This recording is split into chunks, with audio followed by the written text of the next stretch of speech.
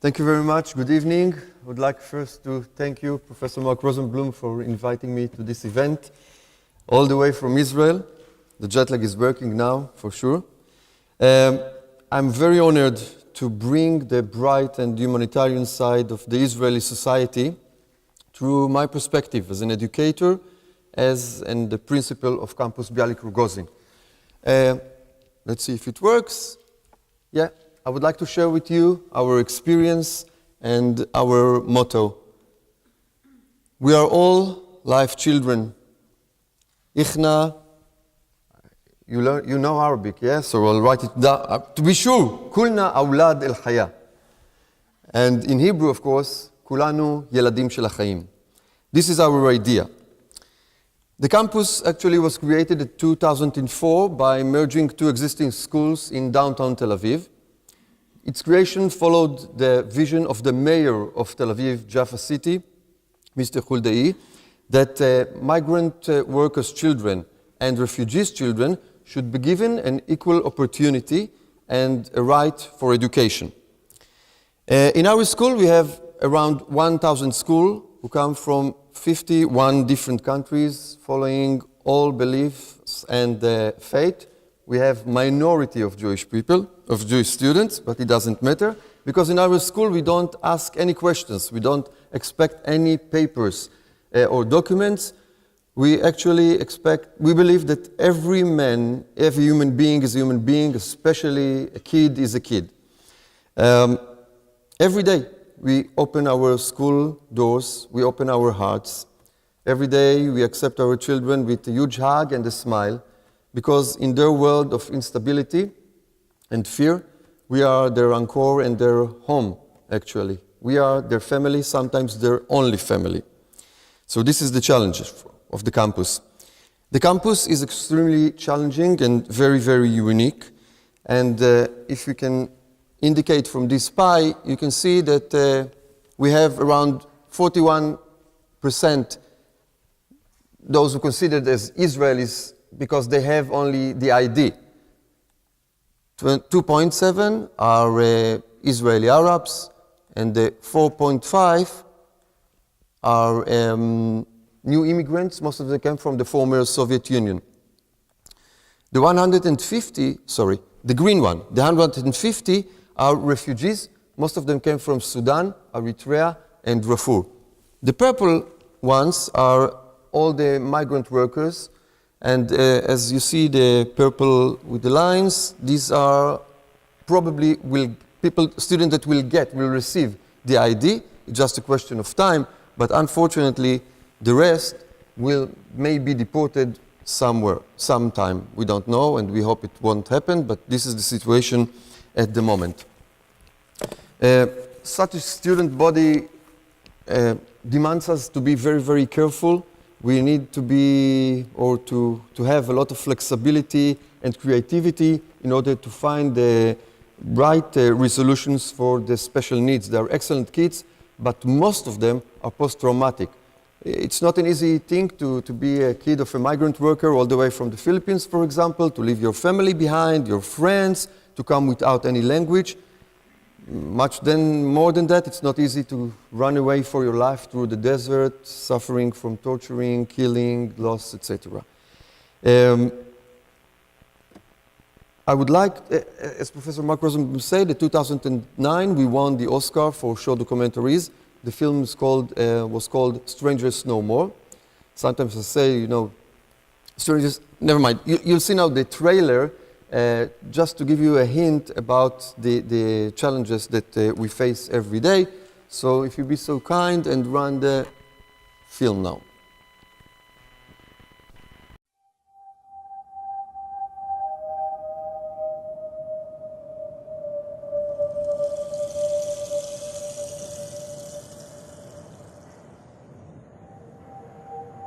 I see that my father, they cooked in front of me. بيضربوا الناس بيقتلوه.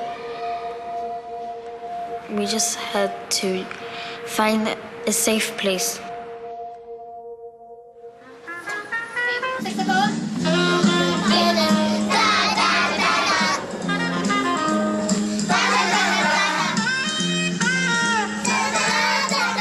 There's no other school like this in Israel. A school that has students from 48 different countries, Christian, Muslims, and Jewish together. In education, there's no strangers. What you are telling me here is Johannes, now for 12 years, didn't go to actually school. It's right what I'm saying? Yes.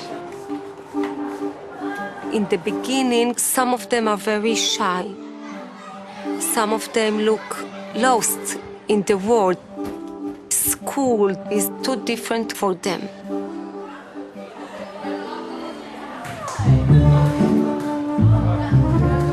לכתוב פה גדול, ככה, בסדר? היה כאילו כולם היו מדברים שפת החיות ואני הייתי היחיד שדיבר שפת האדם. Before I never been in school. When I came here, I'm like 16 and a half, 16-year-old and a half, and I see I don't know everything. To see a student that came from Darfur, didn't know what is classroom, what is teacher, what is desk. לכל ילד את הזכות לחיי משפחה. And they were very frustrated in the beginning. He struggled with their homework. He took 4 years of study in 1 year. Yeah. Something very bad happened to her. We didn't know what exactly, but she needed support. When my mom died, I felt a little bit alone. Because your mom is like your friend. You remember someone that you loved so much. And if you write about it, it does make you feel better. Yes, it does.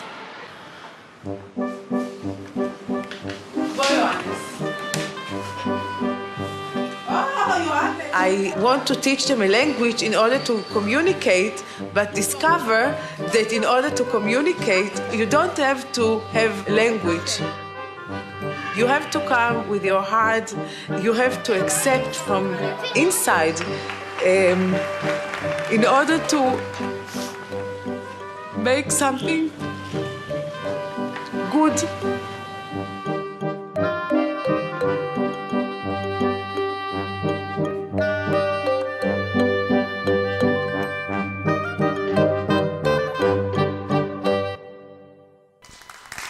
Thank you. Thank you very much. I had the privilege to host the delegation to the Middle East last year, and a few members are here. And when you come to school, it's much easier to understand, because I remember that I told you that whatever you think is a matter of fact, in our school, you should put a question mark, because nothing is a matter of fact. Nothing. These students that you just saw in the film, they suffer from discrimination, from social exclusion, from poverty, from intergenerational difficulties, from identity conflicts. Most of them do not have any health insurance. More than 45% do not have health insurance. 55% are single-parent families. But against all odds, we don't give up.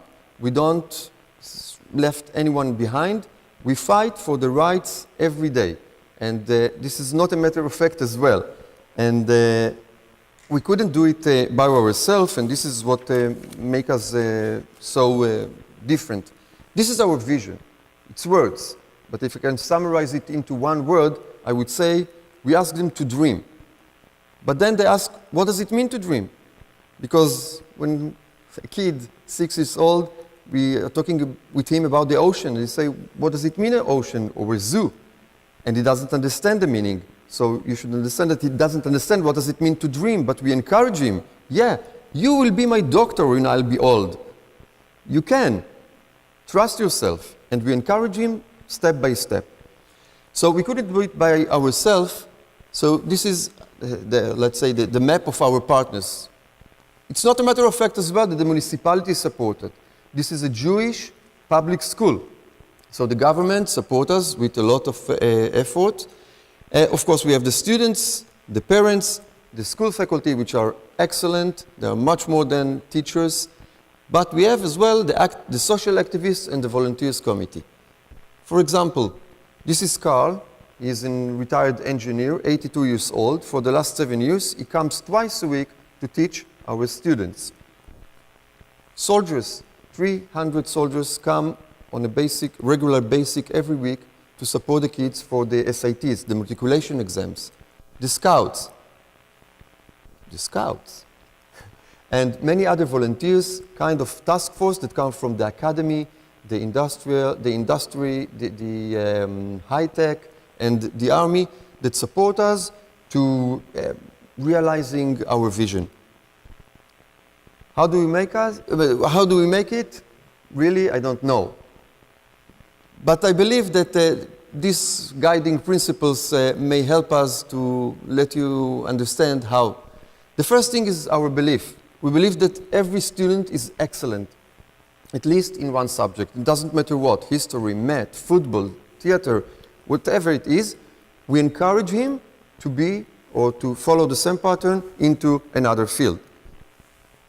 This is the cross-country field runners. They came all the way from South Sudan and Ethiopia. They became the Israeli champions, and now they are third place in the world. Last year we were lucky to participate in the World Championship because it was in Tel Aviv, in north of Israel. Because they don't have passport, I'm not sure that they will be able to participate next year in China. But at the moment, they are the champions of Israel. This Lioness, it's a group of basketball team for girls. We have around 140 girls from 3rd grade to 12th grade that participate in this group. In order to empower especially the girls and women in our community, we created this team. Of course, they became the champions of the Tel Aviv district. Then I think somebody was jealousing and they said, no, they cannot participate because they don't have ID after the age of 16. If you realize who I am, if I can be modest as well, I will say that we didn't give up. We fought for the right, and today they can play and be the champion year after year. The robotics legend were awarded as the most promising robotics engineer for the future. Again, they've never thought that they will be in such a position, but they are.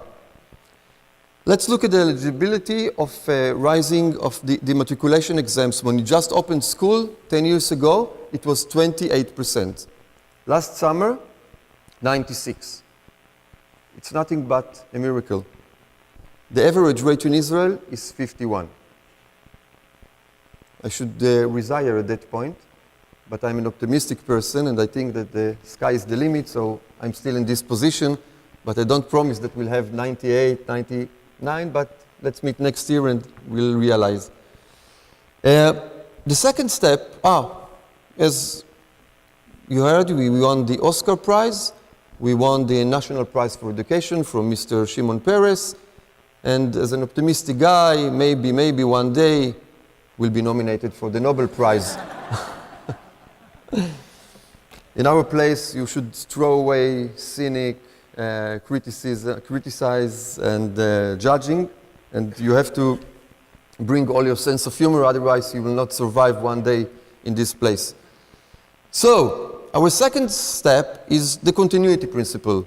Of course, we have students from kindergarten to 12th grade. It's a very important thing to understand that a kid will never know to read when he's 6 or 8, as he's supposed to be like an Israeli guy or American guy.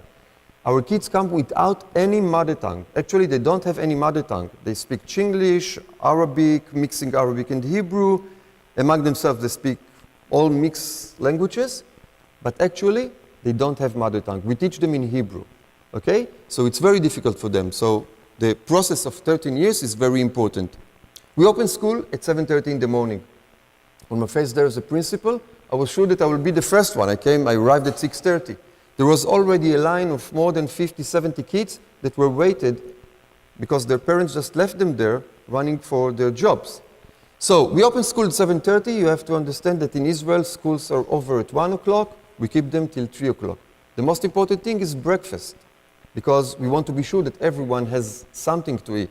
So we prepare every day sandwiches. We just leave them in specific boxes, and anyone can come and take.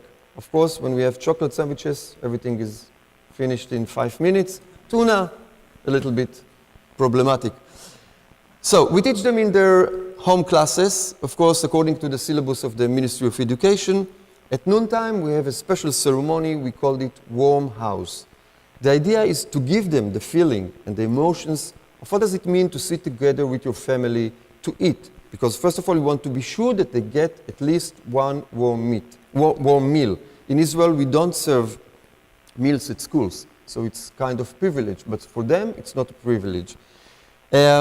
So that's why we sit with them together in the cafeteria. It's not just the food, but the ceremony itself. We take care about their health, we teach them good manners, and it's a good opportunity to speak informally about life and to get to know each other, teachers and students together. We don't want them to leave school because we are afraid from the area, and we keep them at school. So 300 students keep for after-school activities till 6 o'clock. One salary only, because it's, I should go at home at 3 o'clock, but we stay there till 6 o'clock with the children, and at 6 o'clock we open our school to the parents, because we found it very important to have good relationship to them, to deepen it all the time. So we invite them into school, we teach them Hebrew, so we have special Hebrew classes, and we have some parent school to teach them about parenthood, etc. We take care in our campus in all aspects that a kid needs. So we take care about his health, about his food, about his any issue that you think, we are there, okay? We even think about their academic horizon. We already have 5 students that learn right now in the States with full scholarships. For those who cannot stay in Israel because they don't have a legal situation, etc. You can realize that such profile of students need certain or specific resolutions. So we cannot teach them in big groups. So we teach them all the time in very, very small groups, even 1-on-1, 1-on-4. We use PBL, project-based learning. We use laptops, tablets, etc., just in order to be able to translate online the languages. But as a graduator of the Lesley College in Boston, in integrating between art and education, I found that the first step that I did when I came to this position was to bring art in order to be able to communicate with them, to let them the possibility to express their feelings and emotions. And I used most of the performing arts just in order to give them this ability. And you'll be able to watch few groups that are working now in school. Please.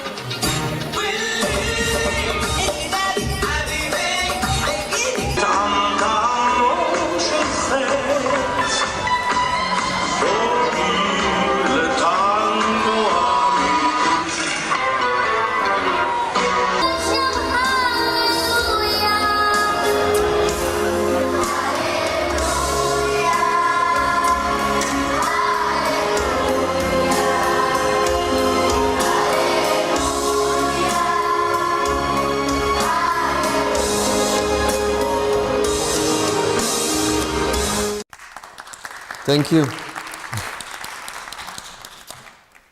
We are an international campus. And in our campus, as I mentioned, we have students from 51 countries. We don't want anyone to become Jewish or to become Israeli. We don't know what will happen. So we have the responsibility to prepare them for the life in Israel at the moment, but we don't know what will happen, so they have to be prepared for any other situations. So at the same time, we give place for all religious, for example. We have in the end of December, the holiday of the holidays, that Muslims, Christian, and Jewish celebrating the holiday of the holidays. And I will give you, we have time to watch the special carnival that we make every year in the streets of our neighborhood. You can run it. It's a Purim carnival. I'll translate what I speak in Hebrew, but let's see.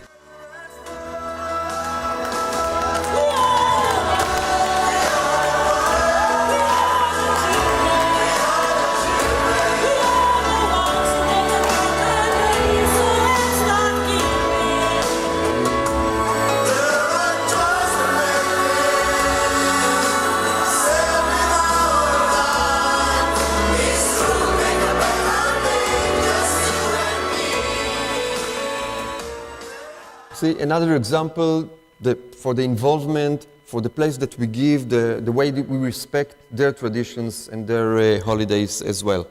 We'll see the next one is about the Jewish festival, holiday, the Purim carnival, like the Halloween somehow.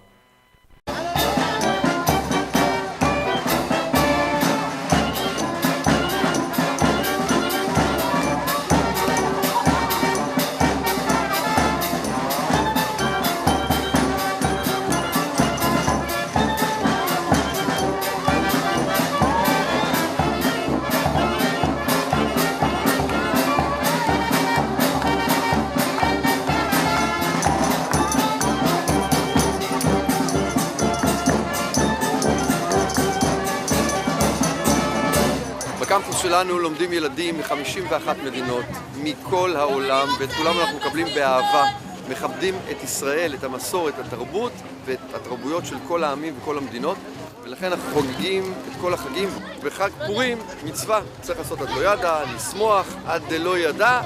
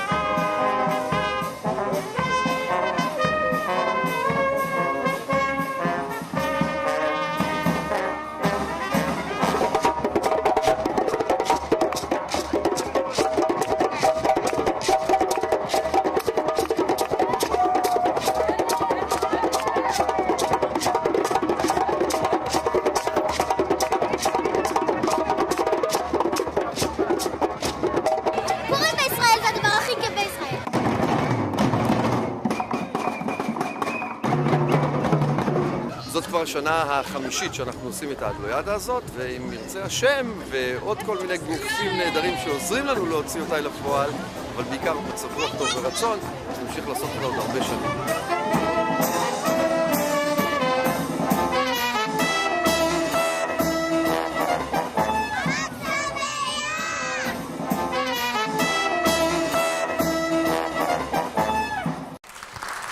This is only one example. I would say, if I may say that, just imagine that we could make an EKG test for the campus. I'm sure that the diagnosis will be heart attack for sure, because every day we experience ups and downs, and after every raise sometimes come the fall, such as appears at the summer of 2012. The United Nations declared that South Sudan gets its independence, and by one night, 35 kids from school and their families go back to their country. This is Idaho, a first grader, and down, this is Tanya, his teacher. It's happened at the central station just before leaving to the airport, back to their countries. Nobody prepares you for such a situation, no university, and we have to deal with it. And since then, I asked myself, what is my responsibility? I decided that this my obligation to teach them their mother tongues. And since then, we teach them different 9 languages: Spanish, Arabic, French, English, of course, and Tigrinian and Tagalog as well. We have to run because I have only 1 minute, so the involvement and contribution to the community is very, very important. I find it one of the most important guiding principles, just in order to take them out of this circle of poverty. And you see, they collect vegetables in the fields, they work in old age houses, they go to a delegation to Poland. And as Omar, a refugee from Turkey, told me when he came back, you know, I'm not a Jew, but when I lighted the candle over there, I realized that I will never ever let such thing happen, no matter where. If we go back, 2 minutes, is it okay? Just to conclude the presentation? We called it, we are all life's children.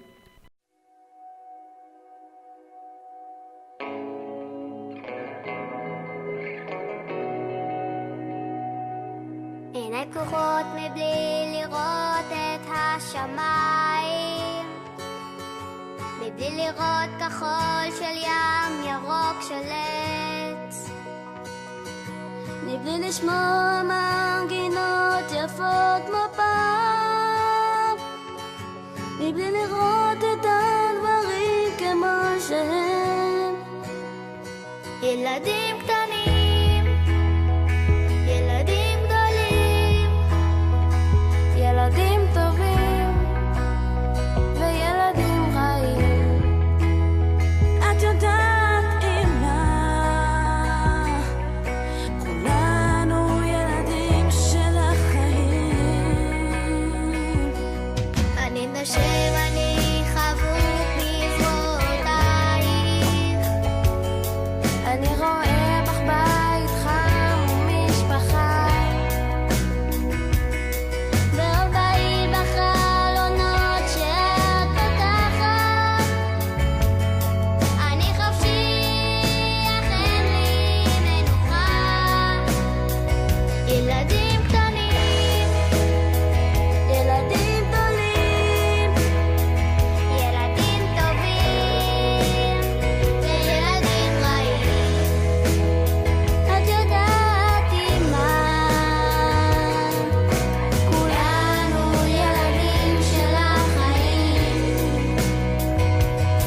והעולם הזה גדול אני יודע, וכל אחד הגיע ממקום אחר, אבל כאן אני מרגיש בבית, וכיף לי בבוקר להתעורר.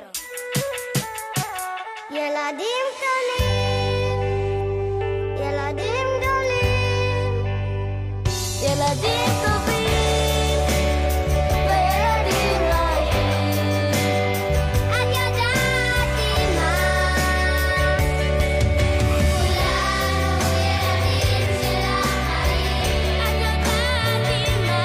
שלום, שמי דניסה, אני בת 10. קוראים לי דן ואני בן 11. אמא שלי הגיעה מגאנה. אמא שלי נולדה בפיליפינים. אבא שלי הגיע מפרו. אבא שלי בא מרומניה. החלום שלי הוא להיות כדורסלן.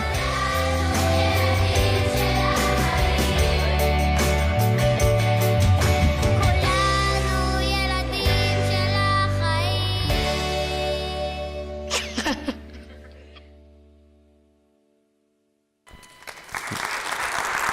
Thank you.